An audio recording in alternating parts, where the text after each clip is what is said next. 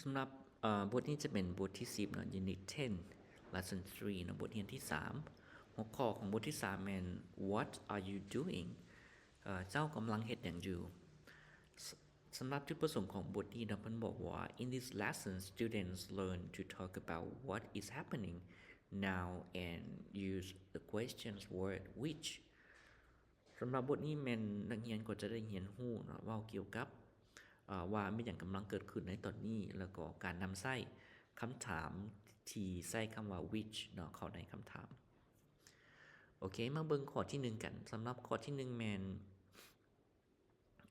จะเป็นหมวดของคำศัพท์เนาะอ่านแล้วก็จื้อคำศัพท์คือกันเริ่มจากคำศัพท์ที่1คำว่า animal ก็คือสัตว์เนาะสัตว์ทั่วไป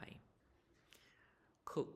เนาะ cook นี่จะแปลได้2แบบเนาะถ้าเป็นคำกริยาแปลว่าแต่งกินเนาะเฮ็ดกินคั่วกินก็ได้ถ้าว่าเป็นคำนามจะแปลว่า cook มีความหมายว่าพ่อครัวแม่ครัวหยังต่างๆใส่คำว่า cook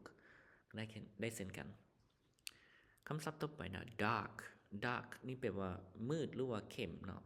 จะแปลได้2อย่างเนาะเข้มถ้าว่าตัวอย่างว่า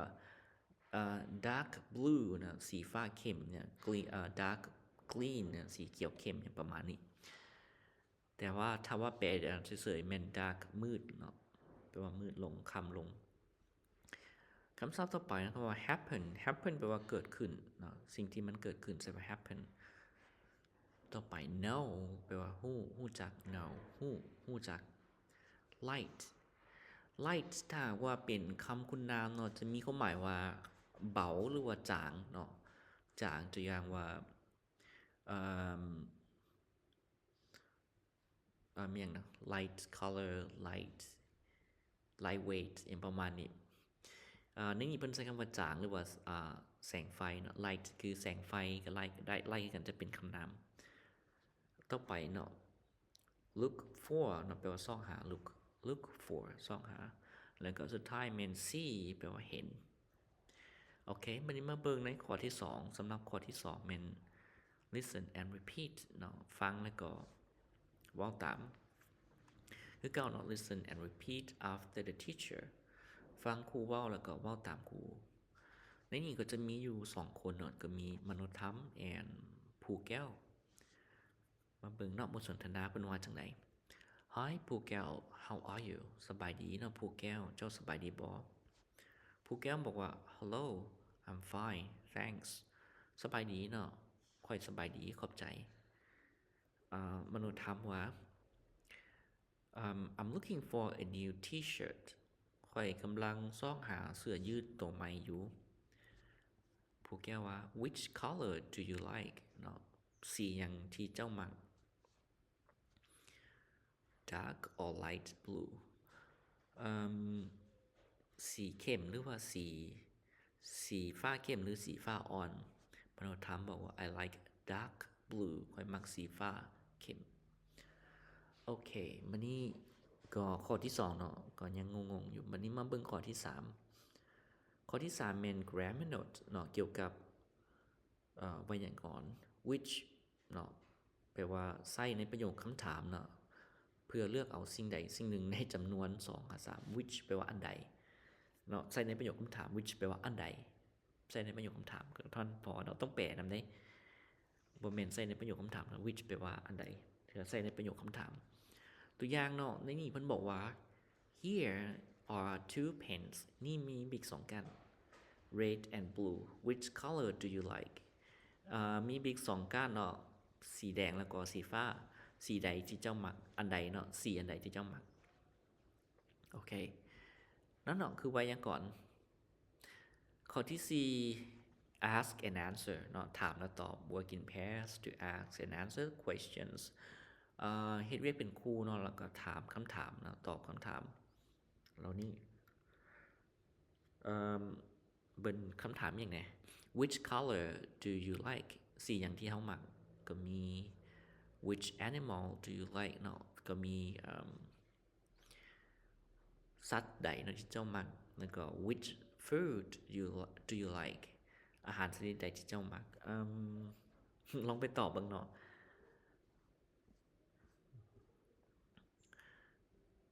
ข้อที่5เนาะข้อที่5จะเป็น look and say เนาะเบิ่งภาพเนาะปัจจุบันภาพนี้แล้วก็เว้าเนาะ look at the picture เพิ่นบอกว่าเบิ่งในรูปภาพ and tell your partner และบอกคู่ของเจ้า what you can see ในสิ่งที่เจ้าเห็นเป็นหยัง for example เนาะ example คือตัวอย่าง Sibun's talking on the phone สิบุญกำลังลมโทรศัพท์โทรศัพท์ตั้งโต๊ะบนไหนสมัยตะกี้แล้วก็ Mari's cooking dinner มารีกำลังเฮ็ดกินอาหารแรงเฮ็ดอาหารแรงคนไหนล่ะมารีเอาตัวนี้บ่เฮ็ดกินบ่นี่มารีคนนี้ Vietnam jump Vietnam is jumping นะคือจะเป็น Vietnam 2 feed นะ Thong is feeding chickens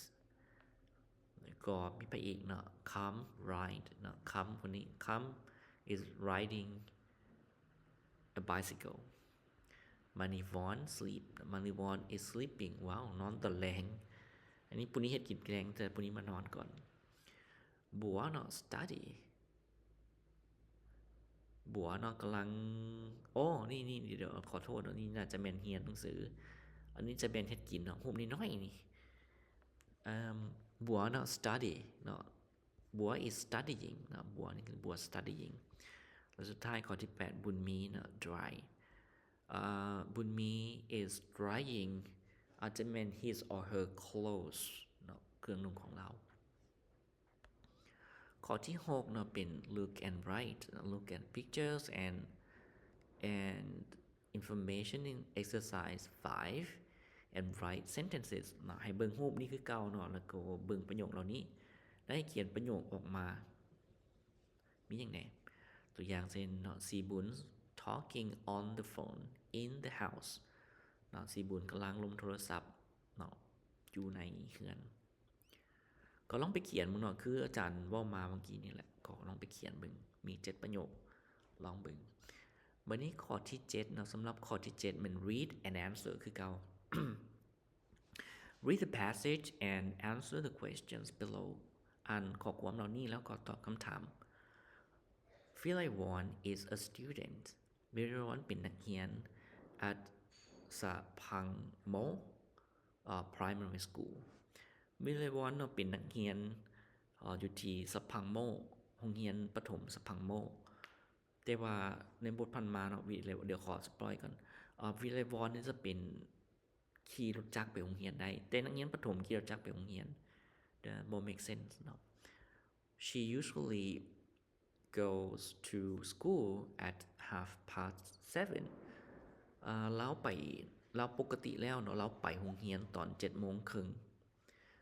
Today she is wearing a white shirt and blue blouse skirt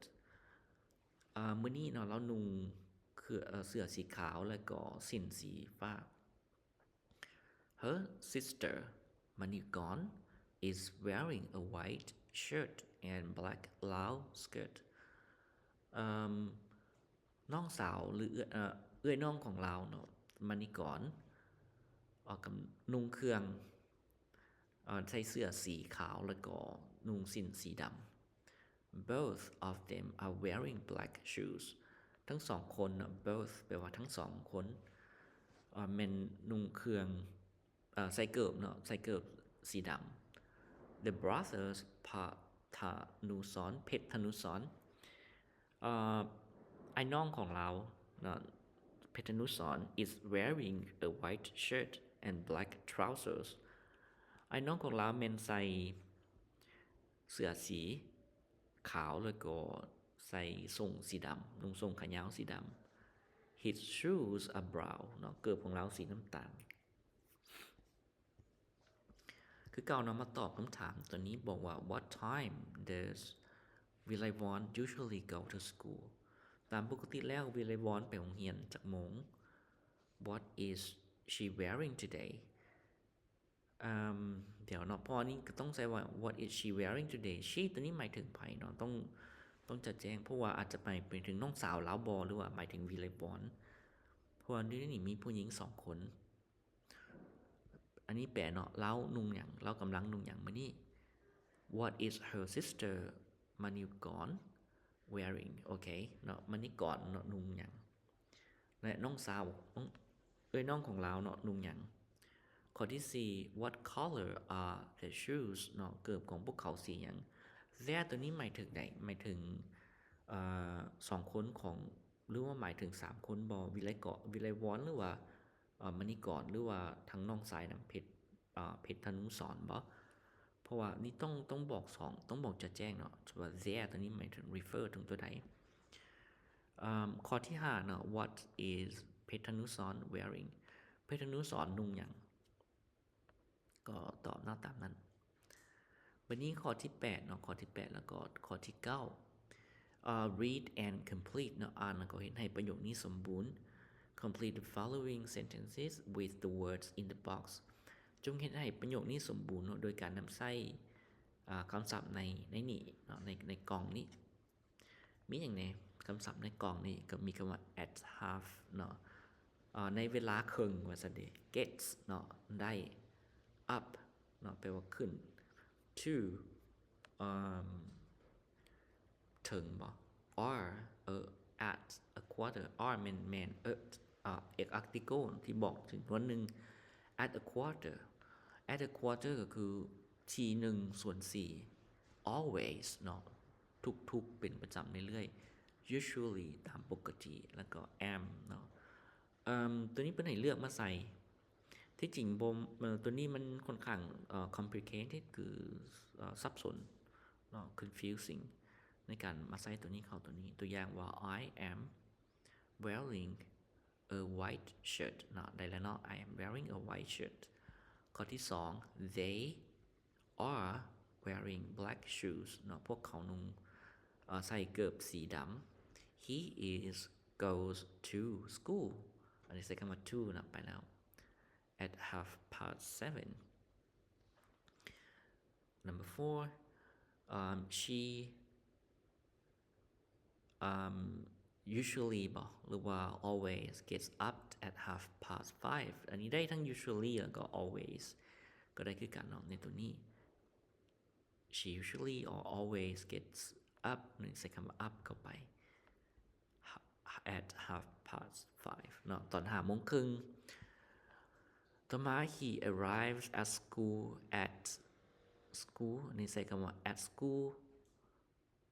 at 7:45 เนาะใส่ว่า at นี่เนาะ at 7:45 แล้วก็ข้อที่6บอกว่าเพชรธนุสร always gets up not late on weekends แล้วก็ข้อที่7เนาะจะใส่คำว่าตัวนี้เขาจะอาจจะใส่คำว่าอย่างดีใส่ว่า at 7:30 ใน 7:30 I usually watch TV นะตอนเวลา 7:30 ค่อย ปกติแล้วค่อยเบิ่งโทรภาพนั่นคือข้อที่8เนาะบัดนี้ข้อที่9 write เนาะเขียน write about a person you know เขียนเกี่ยวกับบุคคลที่เจ้าฮู้เขียนเกี่ยวกับหยังล่ะบุคคลที่เจ้าฮู้ให้เขียนเกี่ยวกับหยัง What is she or he doing and wearing ว่าพวกเขากำลังเฮ็ดหยังแล้วก็นุ่งหยังอยู่ก็ประมาณนี้เนาะบทนี้ก็ค่อนข้างที่จะบ่ฮู้เด้บ่เข้าใจคือกันเนาะว่าจุดประสงค์เพิ่นอยากให้อธิบายเกี่ยวกับใช้หยังกันแท้เนาะเฮ็ดหยังกันแท้ก็ยังสับสนอยู่โอเคเนาะสำหรับบทเรียนเท่านี้ก็บทเรียนมื้อนี้ก็จะมีเท่านี้ก่อนสำหรับบทที่10บทเรียนที่3